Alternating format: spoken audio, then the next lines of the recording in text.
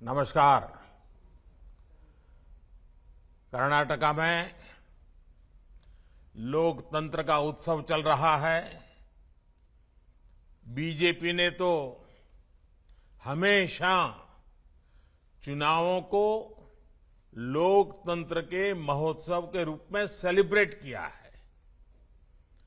आप तो दुनिया को डेमोक्रेसी के सूत्र समझाने वाले भगवान बसवेश्वर जी की धरती से हैं। कर्नाटका की समृद्ध परंपरा के प्रतिनिधि और राष्ट्रभक्ति से ओतप्रोत बीजेपी के कार्यकर्ता होने का डबल गौरव आप सभी को प्राप्त है। इसलिए आप सभी पर दायित्व भी डबल है और मुझे विश्वास है हर बूथ पर किया गया आपका प्रयास बीजेपी को कर्नाटका में रिकॉर्ड सीटों से जिताएगा। जब बूथ विजयी होता है तब चुनाव में विजय अवश्य मिलती है।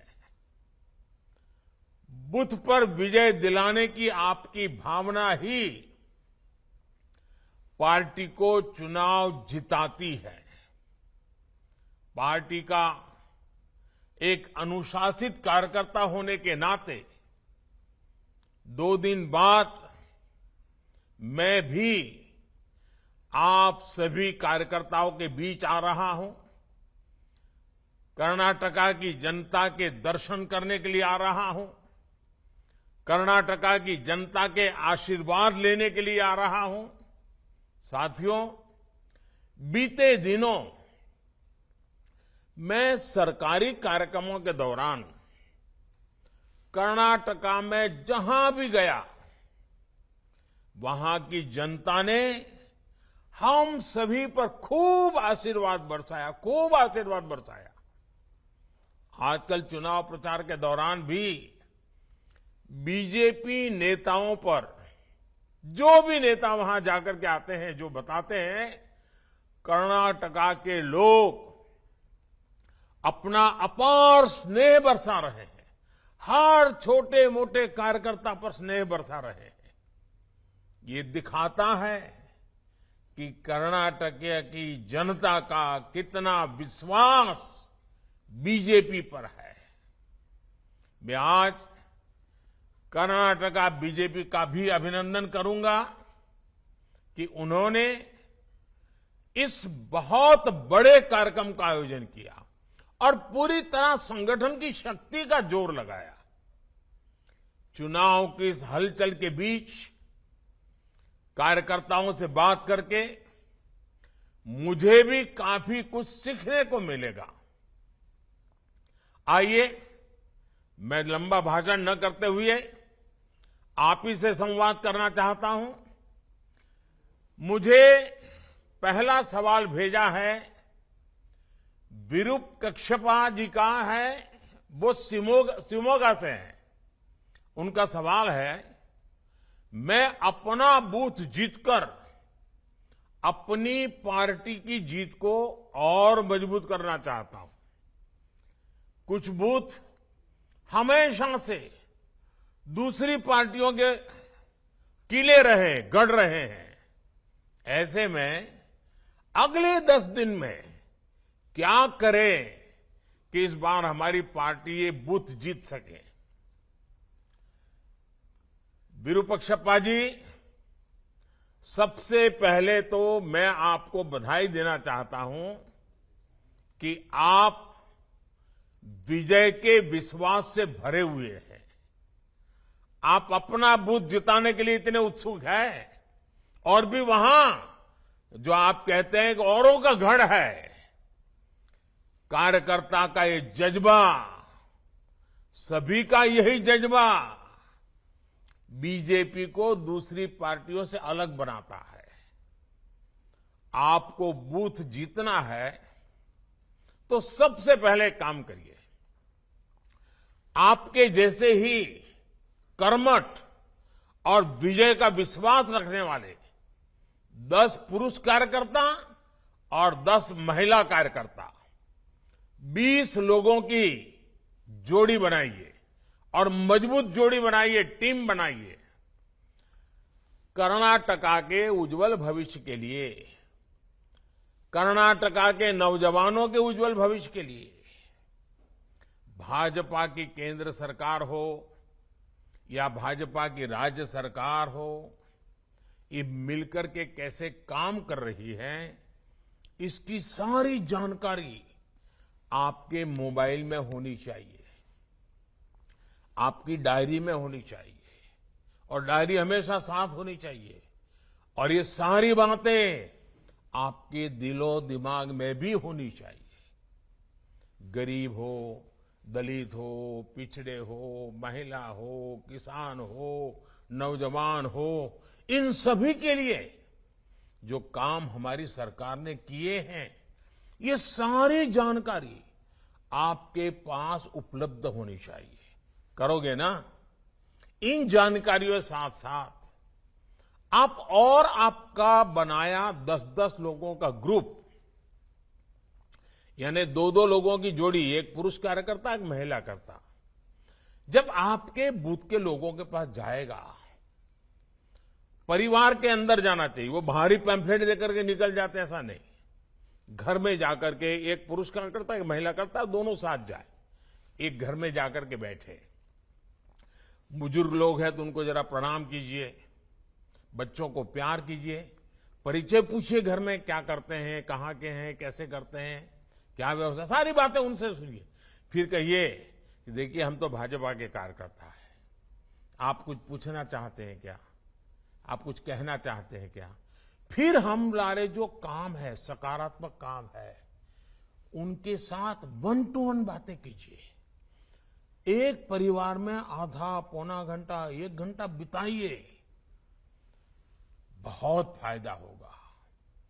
बूथ जीतने की शुरुआत तब होती है जब कार्यकर्ता बूथ से जुड़े परिवारों को जीत लेता है, उनके दिल को जीत लेता है।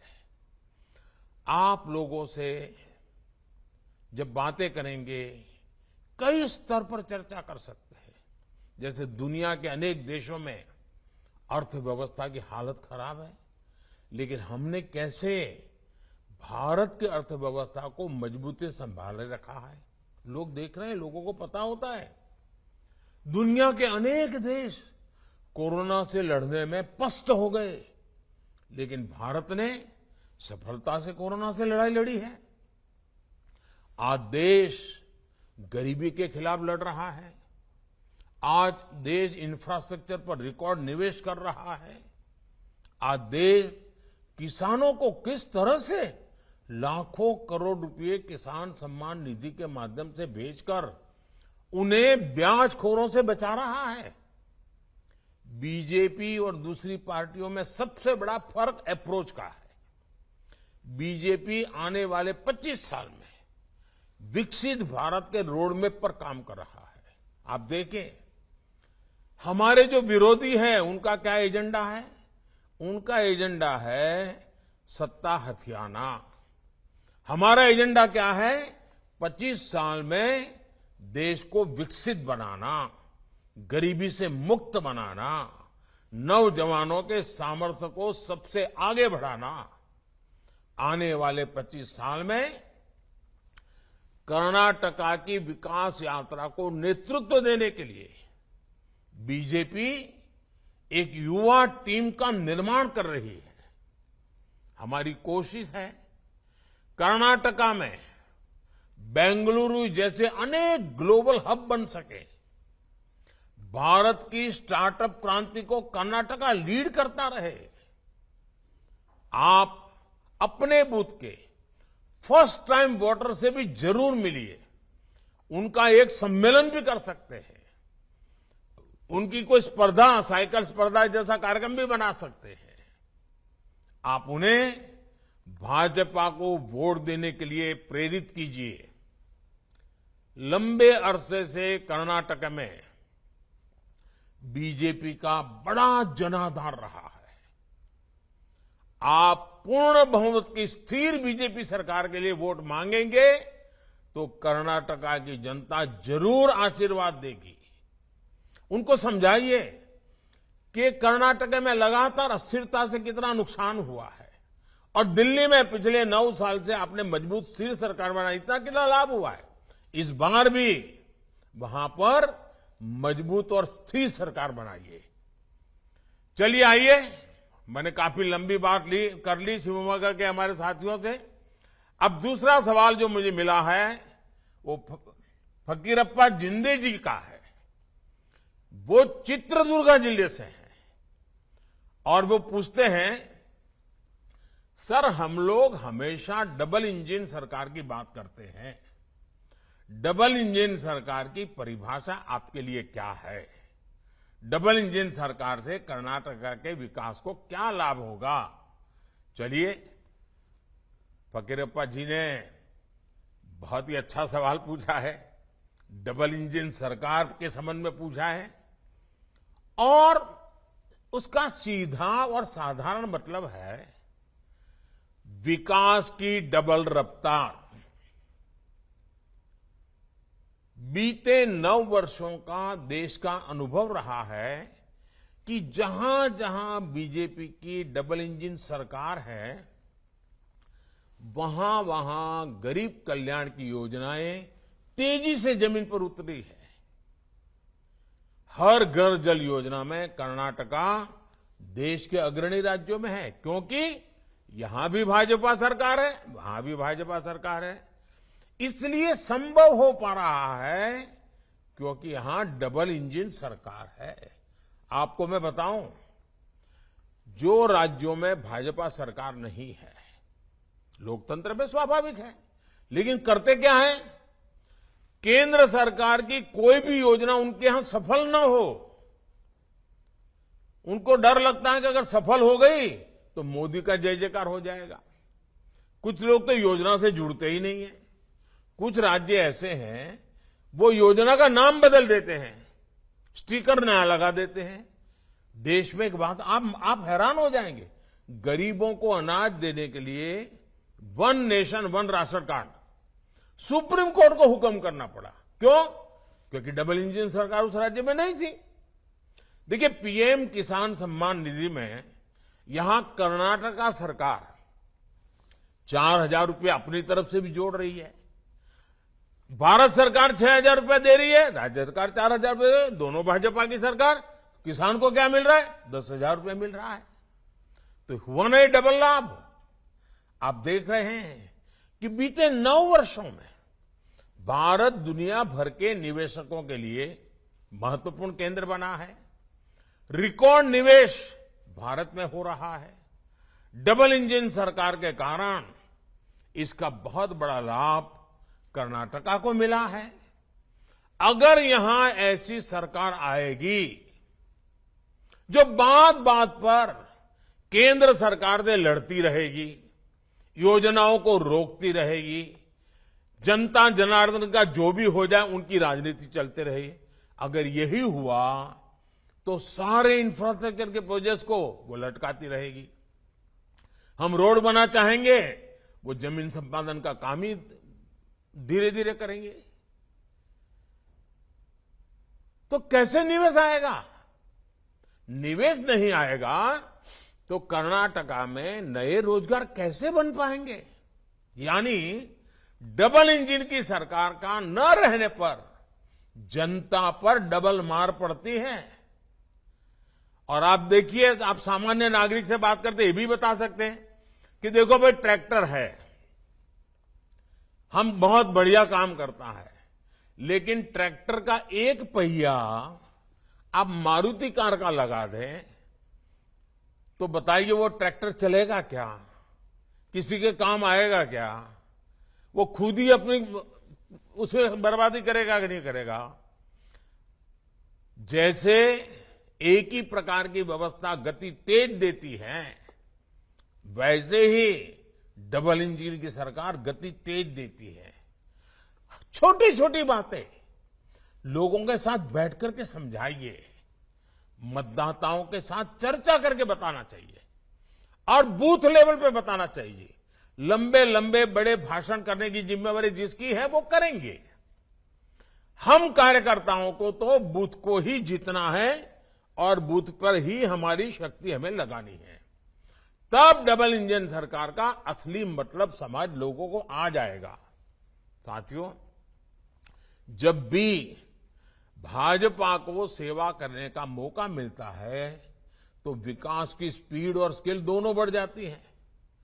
अब जैसे कुछ पार्टियां कह सकती हैं कि वो जब सत्ता में थी तो वो भी आवास से जुड़ी योजनाएं चलाती थी, तो ऐसे में भाजपा अगर आवास से जुड़ी योजना चला रही है तो उसमें नया क्या है, ऐसा बोलते हैं।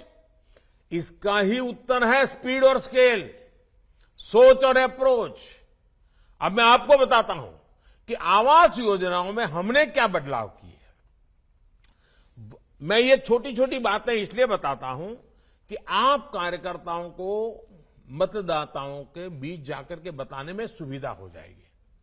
2014 से पहले की योजनाओं में एक घर बनने में 300 दिन लगते थे। अब हमारी योजना में 100 दिन से भी कम समय में घर बन जाते हैं। पहले घर का आकार 20 वर्ग मीटर होता था, अब घर का आकार 25 वर्ग मीटर होता है। पहले की योजना में एक घर को 70-75 हजार रुपए की मदद दी जाती थी। अब यह मदद 1,30,000 रुपए यानी करीब करीब डबल कर दी गई है। इससे भी बड़ी बात यह है कि ये पैसे अब सीधे लाभार्थी के बैंक अकाउंट में भेजे जाते हैं। कोई बिचौलिया नहीं, कोई कट की कंपनी नहीं। पहले की आवास योजना में लाभार्थी की पसंद का बिल्कुल ध्यान नहीं दिया जाता था। हमारी सरकार की आवास योजना में घर उसमें रहने वाले परिवार की पसंद के हिसाब से बनता है। पहले की आवास योजना में 4 दीवारें खड़ी करके घर देने का दावा किया जाता था। आज घर, बिजली, नल से जल, टॉयलेट, एलपीजी कनेक्शन जैसी अनेक योजनाओं को साथ साथ दिया जाता है। मैं आपको स्पीड और स्केल का एक और उदाहरण देता हूं। देश में देखिए हेल्थ कितना महत्वपूर्ण विषय है, आरोग्य कितना महत्वपूर्ण विषय, लेकिन कैसे हाल रहा।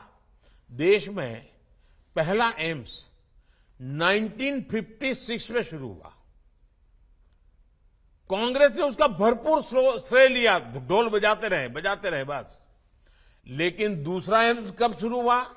पहला तो 56 में बना, दूसरा कब शुरू हुआ इसके बारे में कांग्रेस कुछ नहीं बोलती है, मुंह पे ताला लग जाता है। आपको जानकर के हैरानी होगी, दूसरा एम्स बनने में करीब करीब 50-60 साल लग गए। वर्ष 2003 में जब अटल जी की सरकार आई तो उन्होंने और ज्यादा एम्स बनाने के बारे में योजना बनाई। ये योजना स्वास्थ्य सेवाओं और मेडिकल शिक्षा में क्षेत्रीय असंतुलन को दूर करने के लिए बनाई। इस योजना को भी यूपीए सरकार ने ठंडे बस्ते में डाल दिया।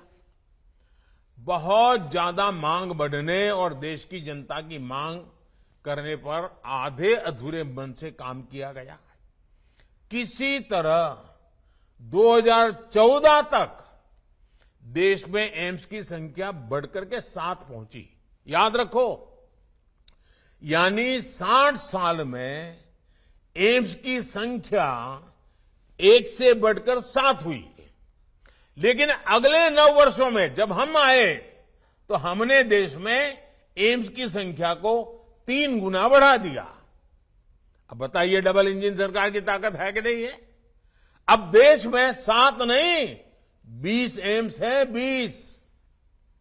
इसके साथ ही देश में 3 नए एम्स पर तेजी से काम भी चल रहा है। यही हाल देश में मेडिकल कॉलेजों का भी था। आजादी से लेकर 2014 तक देश में मेडिकल कॉलेजों की संख्या 380 थी। 400 से भी कम। हमें आने के बाद पिछले 9 साल में देश में मेडिकल कॉलेजों की संख्या 600 से भी ज्यादा हो चुकी है। भ्रष्टाचार के खिलाफ लड़ाई में भी पहले और अब में बहुत बड़ा फर्क है। कांग्रेस ने भ्रष्टाचार मिटाने में कोई रुचि नहीं दिखाई, क्योंकि वो खुद ही भ्रष्टाचार का सबसे बड़ा स्रोत रही है। वर्ष 2014 के बाद करप्शन से लड़ाई में कितना तेजी आई है, ये पूरा देश देख रहा है। जनधन, आधार और मोबाइल का जो त्रिशूल है ना, इस त्रिशूल ने भ्रष्टाचार पर बहुत बड़ा वार किया है। डायरेक्ट बेनिफिट ट्रांसफर ने देश के 2,75,000 करोड़ रुपए, याद रखिए, 2.25 लाख करोड़ रुपए जो चोरी होते थे, गलत हाथों में चले जाते थे, भ्रष्टाचार होता था, वो पैसे बचा लिए गए, जो आज गरीबों के, देश के युवाओं के काम आ रहे हैं। ये जनता के वो पैसे हैं जो बिचौलियों की जेब में चला जाया करते थे। हमने गवर्नेंस के हर क्षेत्र में स्केल, स्पीड, सोच और अप्रोच में आमूलचूल बदलाव किया है। आइए अब देखते हैं, 2 साथियों से बात हुई, अब तीसरा सवाल लेते हैं। सवाल मुझे चंद्रशेखर जी का है और चंद्रशेखर जी विजयनगर से हैं। उनका सवाल है कि आपने, ये मुझे पूछ रहे हैं, आपने हमेशा से कहा कि कर्नाटका रामदूत हनुमान की नगरी है और संस्कृति से भरे प्रदेश का देश है और विकास, देश के विकास में ये बहुत बड़ा योगदान देने वाला प्रदेश है। कर्नाटका की सॉफ्ट पावर में आप कितनी संभावनाएं देखते हैं? अगर मुझे एक वाक्य में कहना है चंद्रशेखर जी, तो मैं यही कहूंगा, मैं बहुत ही संभावनाएं देखता हूं। और इस अर्थ में आपका सवाल भी बहुत महत्वपूर्ण लगता है। देखिए, भाषा, संस्कृति, साहित्य और इतिहास की गौरवशाली धरोहरों में कर्नाटका बहुत समृद्ध है। आप वहां रहने वालों का ध्यान जितना जाता होगा, हम बाहर से जब आते हैं ना, हम तो अभिभूत हो जाते हैं। कर्नाटका की 2 बातें मुझे हमेशा से अपनी ओर खींचती हैं। आध्यात्मिकता में कर्नाटका कोई मुकाबला नहीं, और यहां पर आध्यात्मिकता लोगों को एक साथ लाकर सामाजिक जागरूकता की तरफ जाने को प्रेरित करती है। यहां अध्यात्म और सामाजिक उत्थान दोनों साथ साथ चलते हैं। चाहे वो कनकदास जी की भक्ति हो या फिर शिव शरण के वचन हो, कर्नाटका के लोग भक्ति की शक्ति का उपयोग समाज के निर्माण में लगाते हैं, भविष्य के निर्माण में लगाते हैं। दूसरी बात यह कि कर्नाटका के लोग समय के साथ और कई बार तो समय से भी आगे चलते हैं। आधुनिकता के साथ चलकर भी कर्नाटका के लोग अपने साहित्य, अपनी भाषा से जुड़े रहते हैं। यहां के युवा कोडिंग भी करते हैं और कुवेम्पू जी की कविता भी पढ़ते सुनते हैं। आज भी कर्नाटका के युवाओं में कन्नड़ा साहित्य पढ़ने की संस्कृति जीवित है। कर्नाटका अपने गौरवशाली अतीत के प्रति सजग है और कर्नाटका देश के भविष्य को गढ़ने में पूरी तरह जुटा हुआ है। मेरा और कर्नाटका का नाता भी पुराना है। कर्नाटका के लोगों के स्नेह को मैं दशकों से महसूस कर रहा हूं। मुझे दशकों से आशीर्वाद मिलते रहे। ये तब का स्नेह है जब मैं किसी पद पर नहीं था और यहां पार्टी के काम के लिए एक साधारण कार्यकर्ता के रूप में आया करता था। इतना ही नहीं, इसके भी पहले जब मैं राजनीति में भी नहीं था, श्रद्धेय यादवराव जी जोशी के चरणों में आकर के बैठने का मुझे सौभाग्य मिलता था। उस दिन से मेरा जो कर्नाटका और कर्नाटका के लोगों के साथ जो मेरा नाता जुड़ा, वो लगातार वो और मजबूत होता जा रहा है। इसलिए ही अक्सर मैंने मन की बात कार्यक्रम में कर्नाटका की संस्कृति की बात की है। कर्नाटका के कितने ही लोग हैं जो कर्नाटका के विकास के पुण्य कार्य में अपना जीवन लगा रहे हैं।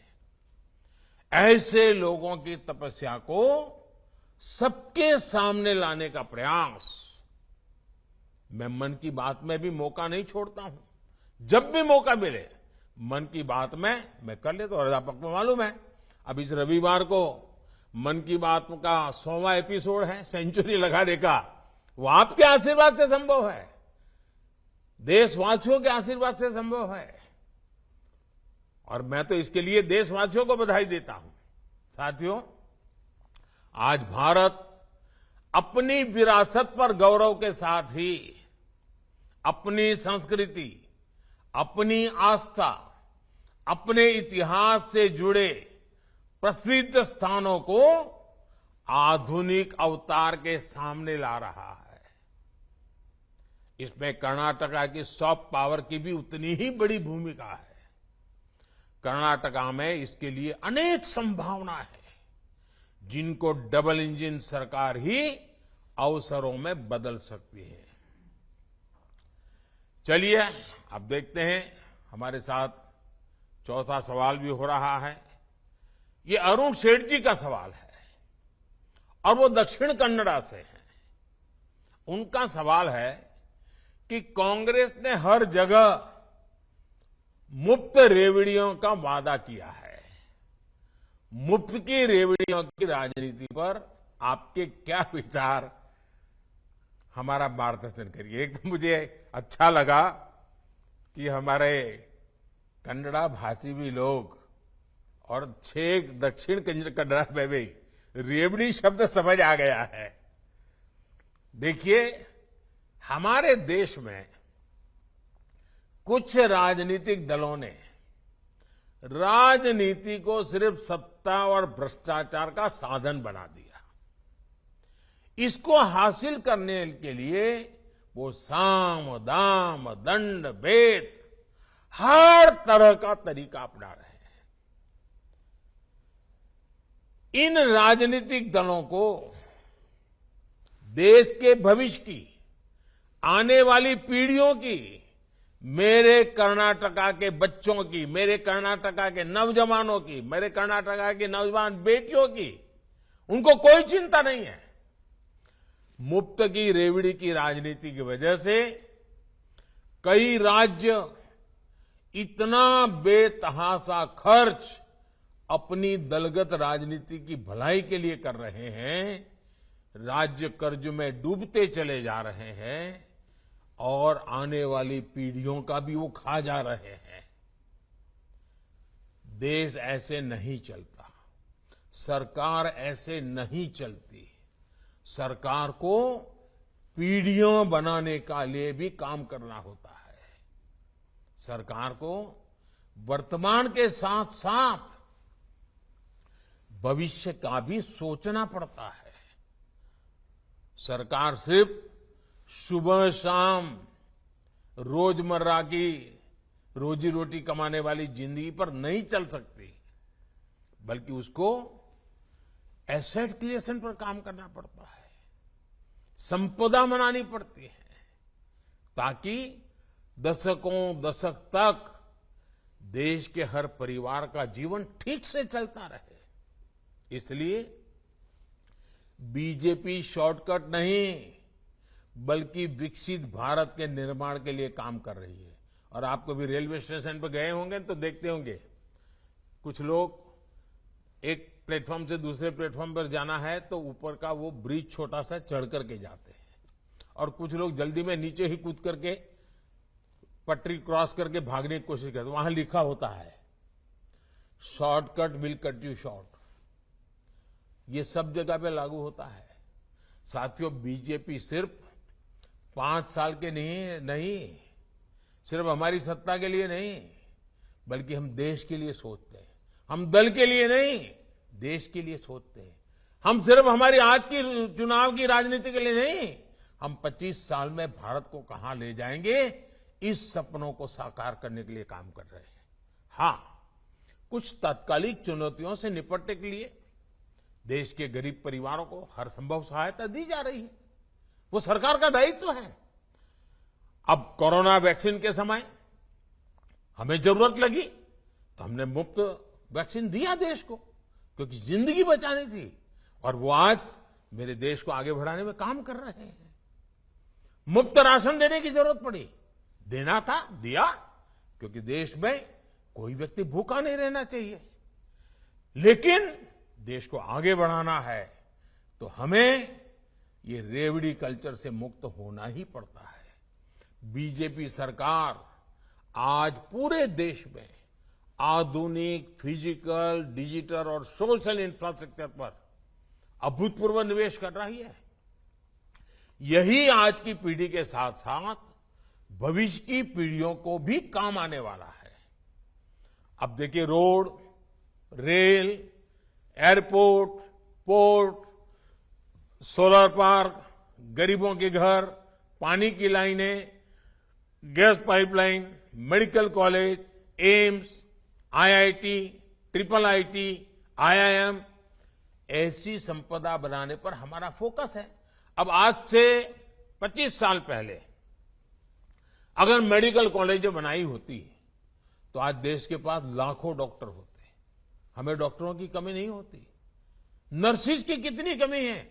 अगर आज से 20, 25, 30 साल पहले आवश्यकता के अनुसार नर्सिस की कॉलेज बन गई होती तो आज देश में बच्चियों को अपना भविष्य बनाने के कितना काम आता था। लेकिन उन्होंने उस समय की राजनीति की, भविष्य का सोचा नहीं। अब आज हम कितना ही दौड़ लगाएं, लेकिन जो 25 साल बर्बाद हो गए वो तो हो गए। और इसलिए मेरी नौजवानों से खास विनती है कि जो रेवड़ी बांटने वाले आपको मूर्ख बनाने की कोशिश करते हैं ना, आप अपने उज्जवल भविष्य, अपने संतानों के भविष्य के लिए सोचिए। और मैं पक्का कहता हूं, जिस दिशा में हम चल रहे हैं, जिन मजबूती पर चल रहे हैं, इसका लाभ कर्नाटक को भी मिल रहा है। अब फॉरेन डायरेक्ट इन्वेस्टमेंट की बात करें, एफडीआई की, और मेरी तो एफडीआई की दूसरी भी व्याख्या है। एफडीआई की एक पॉपुलर व्याख्या है फॉरेन डायरेक्ट इन्वेस्टमेंट, और मेरी एक और व्याख्या है first develop India, FDI, first develop India. अब देखिए, कांग्रेस के शासनकाल में एफडीआई का क्या हाल आता है। 1 लाख करोड़ रुपए का निवेश आया, जबकि बीजेपी के 4 साल में 4 लाख करोड़ रुपए से ज्यादा निवेश आया है। कांग्रेस की झूठ की रेवड़ियों का पर्दाफाश करने के लिए आपको कांग्रेस शासित दूसरे राज्यों की सच्चाई भी लोगों को बतानी होगी। और आपको ये सारा नेट पर देखोगे तो मिल जाएगा, आंकड़ों के साथ मिल जाएगा। हिमाचल के लोग, अभी चुनाव हुआ है ना, 1 साल हो गया, हिमाचल के लोग आज तक कांग्रेस की गारंटी पूरी होने का इंतजार कर रहे हैं। वादे किया कुछ नहीं। राजस्थान के लोग भी कांग्रेस की गारंटी पर आज आंदोलन कर रहे। भाई क्या हुआ, सरकार का 4 साल बीत चुका, अभी तक गारंटी ही रह गई। कांग्रेस मतलब झूठ की गारंटी, कांग्रेस मतलब भ्रष्टाचार की गारंटी, कांग्रेस मतलब भाई भतीजावाद की गारंटी। कांग्रेस अब उस स्थिति में है जब वो ना कोई सच्ची गारंटी दे सकती है, और आपको तो मालूम है मेरे नौजवान दोस्तों, कांग्रेस की वारंटी तो बहुत पहले ही एक्सपायर हो चुकी है। जिसकी वारंटी एक्सपायर हो चुकी है, उसकी गारंटी का मतलब क्या है जी? आइए देखते हैं। अब हमें और भी कुछ सवाल आ रहे हैं। देखिए, 5वें हमारे कार्यकर्ता मुझे सवाल पूछ रहे हैं। श्री DR योगेश जी हैं, वो तो बेंगलुरु से है, और उनका सवाल है कि सरकार बनने के बाद हम आने वाले 5 साल में कर्नाटका को कहां देख सकते हैं? बेंगलुरु के नौजवान है तो लंबा सोचने वाले होते ही होते हैं, अच्छा सोचने वाले हैं कर्नाटका के नौजवान। देखिए, देश इस समय आजादी का अमृत महोत्सव मना रहा है। आने वाले 24-25 साल देश के लिए अमृत काल है। ये शुरुआत इन्हीं 5 वर्षों से होने वाली है। ये किसी सरकार की बात नहीं है, ये किसी दल की बात नहीं है, ये देश की बात है। इन 5 वर्षों की प्रगति हमारे अमृत काल की नींव होने वाली है। ऐसे में मतदाताओं को उन्हें चुनना चाहिए जिनके पास अमृत काल के लिए कुछ ब्लूप्रिंट हो। अब देखिए, मैं आपको एक आजादी के पहले का चित्र आपके सामने रखता हूं। हमारे देश में 800,000 साल की गुलामी के कालखंड में इस देश का एक भी वर्ष ऐसा नहीं था कि आजादी के लिए किसी ने कोई जंग न किया हो। इस देश का कोई इलाका ऐसा नहीं था जो कभी न कभी आजादी की जंग को ब्यूगल न बजाया हुआ, लड़ाई न लड़ी हो।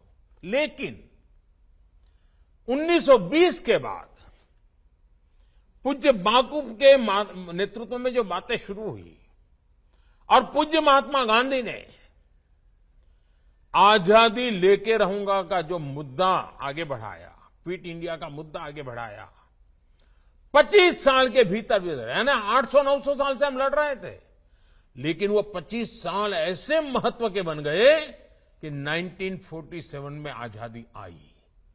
अनेक परिवारों ने काम, नेताजी के नेतृत्व ने काम किया, भगत सिंह जैसे वीरों की शहादत ने काम किया, वीर सावरकर जी के पूरे परिवार के बलिदान जैसे महापुरुषों ने काम किया, लेकिन गांधी जी का उस नेतृत्व देश के सामान्य मानवीय को आंदोलित कर गया। वो 25 साल का कालखंड जैसे आजादी दिला सका, वैसे ही मेरे साथियों ये 25 साल का कालखंड, ये अमृत काल समृद्ध भारत की गारंटी है। मेरे शब्द लिख के रखिए, देखो, ये विकसित भारत की गारंटी है। और हमारी सरकार ने तो अभी से इस पर काम करना शुरू कर दिया है। कर्नाटका हमारे इस विकास अभियान का बहुत महत्वपूर्ण हिस्सा है। कर्नाटका के विकास से भारत का विकास, फिर से मैं कहता हूं, कर्नाटका के विकास से भारत का विकास, हमारी सरकार इसी मंत्र के साथ चल रही है। आज पूरी दुनिया भारत को मैन्युफैक्चरिंग के हब के रूप में देख रही है। आने वाले समय में बहुत सारी मेगा फैक्ट्रियां भारत में आने वाली है। इसका बहुत बड़ा लाभार्थी कर्नाटका का युवा होने वाला है।